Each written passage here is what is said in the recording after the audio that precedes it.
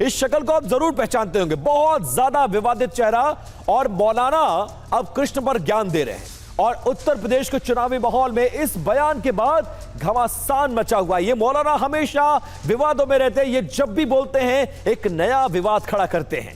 इटावा के मौलाना जर्जिस अंसारी ने एक बार फिर बहुत ज्यादा विवादित बयान दे दिया है। मौलाना ने बयान दिया है कि भगवान श्री कृष्ण मुस्लिम थे। इतना ही नहीं, मौलाना जर्जिस ने यह भी कहा कि श्री कृष्ण दिन भर में 5 बार नमाज पढ़ा। UEM जयपुर एक आदर्श लक्ष्य है। भावी छात्रों के लिए अच्छी नौकरी, भविष्य के लिए तैयार कौशल के साथ अच्छी शिक्षा करते थे। श्री कृष्ण इस्लाम धर्म का प्रचार करते थे। मौलाना जर्जिस अंसारी ने अपने भाषण के दौरान श्रीमद् भगवद गीता के एक श्लोक का भी हवाला दिया है।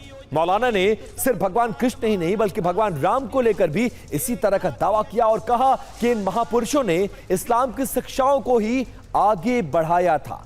वो बात सुनिए, वो बाइट सुनिए जरा। पूजा करो तो पूरे शरीर का योग करो, योगी, यूपी वाला नहीं। तो श्रीमद् भागवत गीता का 6ठा अध्याय का 10वां मंत्र देख लीजिए। योगी उज्जीत सततमात्मानं रहसि स्थितः एकाकी अच्युतात्मा निराशीर परिग्रह। जिसमें कृष्ण जी अर्जुन से कह रहे हैं कि हाय अर्जुन, ईश्वर की जब पूजा करो तो पूरे शरीर का योग करो, योगी, यूपी वाला नहीं। योगी युज्जीत सततमात्मानम, पूरे शरीर का योग करो, यानी पूजा सिर्फ खड़े होकर नहीं, पूरे शरीर के साथ होनी चाहिए और पूरे शरीर का योग होना चाहिए। आज हिंदू धर्म में चले जाइए, सिर्फ ऐसे हाथ उठाएंगे, ओम नमः शिवाय, बस हो गई पूजा। ये हिंदू मुस्लिम अगर ये अपनी किताबें पढ़ लें, योगी जी बड़े भक्त बनते हैं राम के, अगर अपनी किताबें पढ़ लें, अपनी किताबें, तो यकीन मानिए इस्लाम से मोहब्बत करने लगेंगे। क्योंकि इस्लाम ये मुसलमानों का धर्म है ही नहीं, सिर्फ ये उनका भी धर्म है। इसी दीन और इसी धर्म को रामचंद्र जी ने भी पेश किया है, कृष्ण जी ने भी पेश किया है। ये सिर्फ मुसलमानों का नहीं है। हास्यास्पद है, मौलाना जर्जिस अंसारी ने श्रीमद् भगवद गीता के जिस श्लोक का हवाला दिया है उस श्लोक की भी अब जरा बात कर लेते हैं। मौलाना जर्जिस क्या कह रहे हैं, किस श्लोक का हवाला दे रहे हैं, उस श्लोक की सही व्याख्या क्या है वो जानिए जरा। वो श्लोक क्या है? मौलाना ने कहा कि पूजा करो तो शरीर का योग करो। भगवान श्री कृष्ण 5 बार दिन में नमाज पढ़ा करते थे। इसी धर्म को श्री रामचंद्र जी ने पेश किया। राम और कृष्ण ने भी इस्लाम को प्रमोट किया। श्लोक का अब सही व्याख्या, ये वो व्याख्या थी जो मौलाना जर्जिस ने किया। अब मैं वो व्याख्या बता रहा हूं जो श्रीमद् भगवद गीता में मेंशन है। जोगी अपने मन और शरीर आत्मा को परमात्मा में लगाएं, एकांत जगह पर और अकेले बैठकर साधना करने की कोशिश करनी चाहिए। अपने मन और इंद्रियों को वश में रखते हुए साधना करें, सभी प्रकार के इच्छाओं और मोह से मुक्त हो जाएं।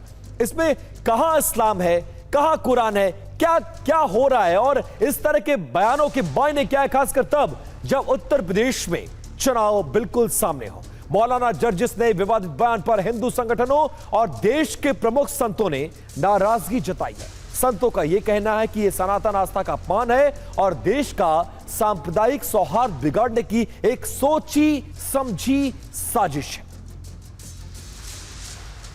तो कृष्ण जी भी 5 वक्त की नमाज पढ़ा करते थे। नमाज की जो बात ये कह रहे हैं, नमाज भारतीय संस्कृति विरोधी है। नमाज सनातन विरोधी बात जो उन्होंने कहा है, अब ये समय आ गया है। उन्होंने जो कहा है ये आतंकवादियों का जो अंदर अंदर गजवाए हिंद चल रहा है, ये गजवा हिंद का हिस्सा है उनका वक्तव्य। इस प्रकार के निरर्थक निराधार जो है अपने शब्दों को वापस लेना चाहिए, नहीं तो सनातनी इसके प्रति जो है आक्रोशित है, साधु संत आक्रोशित हैं। जब तक यह संत समाज से, हमारे सनातनियों से माफी नहीं मांगेगा, तब ऐसे कट्टरपंथी जिहादी को हम लोग छोड़ने वाले नहीं है। अगर अपनी किताबें पढ़ लें, अपनी किताबें, तो यकीन मानिए इस्लाम से मोहब्बत करने लगेंगे। ऐसे मौलाना का जो जीभ काट के लाएगा उसको 10 लाख रुपए इनाम दिया जाएगा। ऐसे मौलाना ने भगवान कृष्ण के भक्तों के आस्था के साथ खिलवाड़ किया है। ऐसे मौलाना पर तो देशद्रोह का मुकदमा भी दर्ज होना चाहिए। इसी दीन और इसी धर्म को रामचंद्र जी ने भी पेश किया है, कृष्ण जी ने भी पेश किया है।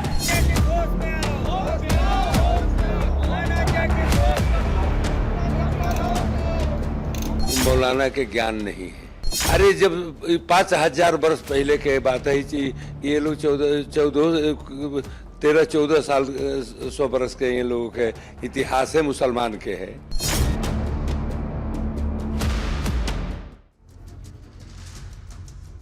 सवाल तो वाजिब है, लेकिन कौन है मौलाना जर्जिस, उसके बारे में भी जान लीजिए।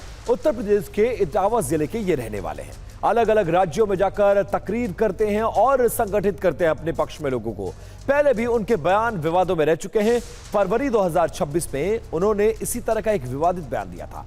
मुसलमानों के लिए यूपी को बताया था असुरक्षित, लाउड स्पीकर की रोक, बुलडोजर एक्शन पर उन्होंने सवाल उठाया था।